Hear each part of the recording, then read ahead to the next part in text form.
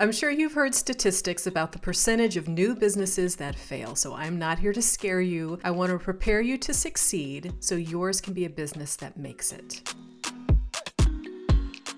I'm Laura Sims. I help people choose and start the right meaningful career, even if they've been trying to figure it out for years. In this video, you'll learn 3 absolute deal breaker mistakes that take new businesses out and what to do instead. Now, this may sound harsh, but the number one mistake new business owners make is creating stuff that nobody wants.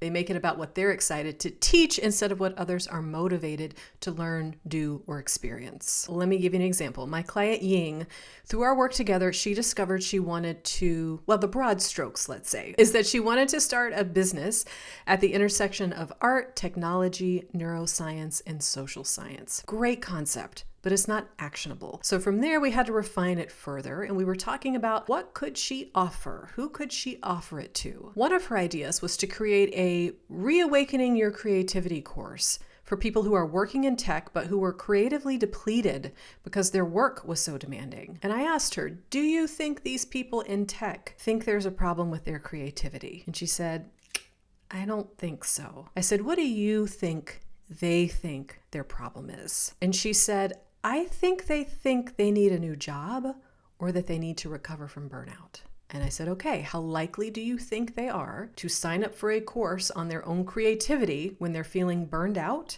and that they're in the wrong job? And she said, knowing this group of people, I don't think it's very likely. It is hard to sell a solution to a problem that people don't think they have. So we talked about how she had to rethink and start from their perceived needs, not what she thought they needed. Part of what I do with clients is when my career change clients who are starting a new business, they're leaving knowing what their first offer is. It is rooted in service. We know there's a strong need or desire for it, and we are setting a milestone for what it will take to make it real. Maybe that's hosting a first event, getting a first paying beta client, getting their first investor, launching their first product. There is skin in the game. Usually money passes hands. They really have to show up. They are creating and getting out into the world something that people already want or need. Mistake number 2, a lot of people quit their jobs way too soon. Usually it's because they hate the job they're in. They just can't wait to get out of there. But also they think they need a lot of time to pour into their business at first. If you're like I was, and like most new business owners are, you don't even know how to make good use of time in the beginning when you're first starting out. When you do get a big swath of time, it tends to get frittered away on tasks that honestly feel kind of safe, let you hide out, kind of let you play office, instead of the vital income generating activities that will actually kickstart your progress. So I think it's really to your benefit as a new business owner to have a limited amount of time to work on your business because it forces you to be ruthlessly focused. Also, it's not so kind to you or your new business to expect it to be your sole source of income right away. It takes time to get your sea legs, to get a resonant offer, nail the messaging around it, get your marketing, your sales, and your service or your product fine-tuned. You need to give yourself time to experiment and iterate. Because what happens when people quit their job too soon? They create a financial pressure cooker where they and their new business can't thrive. And then a lot of times they have to go back to their old work. And the worst case scenario is they get so discouraged or burnt out that they quit the business. So I'll give you an example of what my transition from employment to self-employment looked like. It was not a tidy progression. When I started this business over 13 years ago, I was working a part-time job as a personal assistant, and then I still had some acting jobs here and there. Eventually, that part-time position was eliminated, and I thought, aha, free time, I'll really build my business. And it wasn't too long until I was really missing the no-brainer income of being an employee. So I got a job as a full-time employee, and for 6 months, I worked that full-time job, and I built the business. This was a lot, but I did it. And then after that 6 months, we ended up moving, so I had to leave that job. My husband was going to teach at a university. I ended up teaching some adjunct classes at the university. And for a while, that was a really beautiful mix.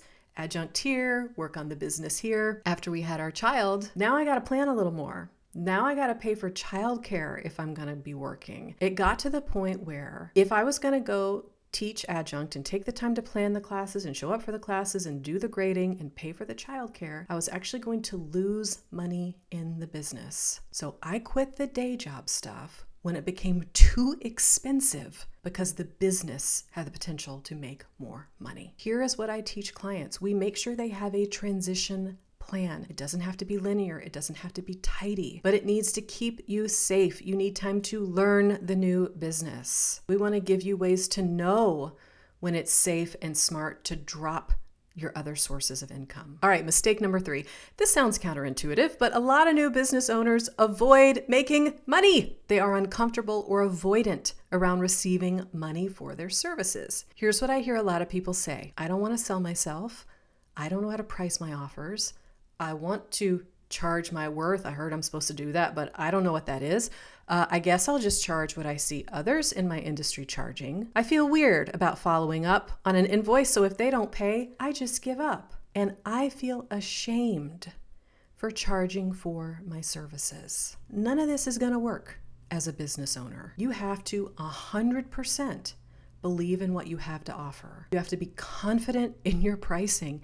You have to be willing to talk about money. You have to be willing to look at and engage with the numbers. And maybe most of all, you have to be ready to receive money. Be ready to receive money at something you love, at something that comes naturally to you, at something that maybe lots of people are deserving of, but may not be able to afford the thing that you're offering. All of this is an inside job. And this is another thing that we prepare our clients for so that you can come from a place of worthiness. You can grow a facility and ease with looking at the numbers, talking about money, so that you have a really solid starting point with this. I've worked with a lot of people who had a business idea or a couple ideas they were considering, but because they weren't 100% sure that it was the right thing for them or that it could actually make money, they never pursued it with confidence. If you want to know the thing, have a practical plan, have the confidence to go for it, I can help. Check out the free training to learn the exact process that's working for our entrepreneurial clients. I will see you in the free training. Guarantee you're going to learn something new about how to choose the meaningful work that's right for you.